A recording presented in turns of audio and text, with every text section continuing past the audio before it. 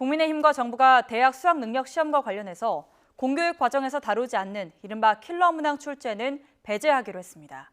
지난 정부의 결정으로 오는 2025년에 폐지를 앞둔 자사고와 외고 또 국제고는 존치하기로 방향을 정했습니다. 조성호 기자입니다.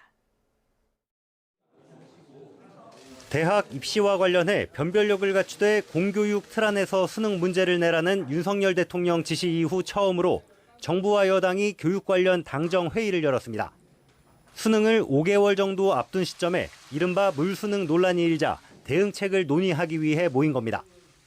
당정은 우선 최상위권 수험생들의 변별력을 위해 출제하는 이른바 킬러 문항이 학생들을 사교육으로 내모는 근본 원인으로 보고 수능에서 배제하기로 뜻을 모았습니다.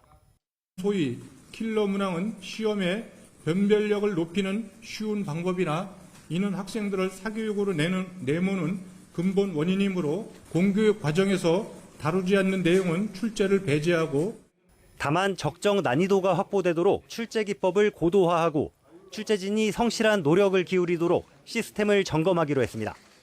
사교육에 대한 규제와 함께 공교육 강화 방안도 내놨습니다.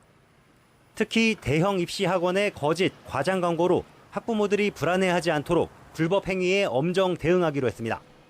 사교육을 흡수할 방안으로는 EBS와 방과 후 자율수강권 지원 확대 등을 꼽았습니다.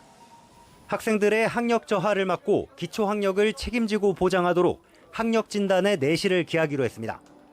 이를 바탕으로 맞춤형 학습 지원을 추진하겠다는 의지도 내비쳤습니다. 당정은 특히 지난 정부에서 폐지하기로 했던 자사고와 외국어고, 국제고를 존치해 소질과 적성에 맞는 교육에 활용하기로 했습니다.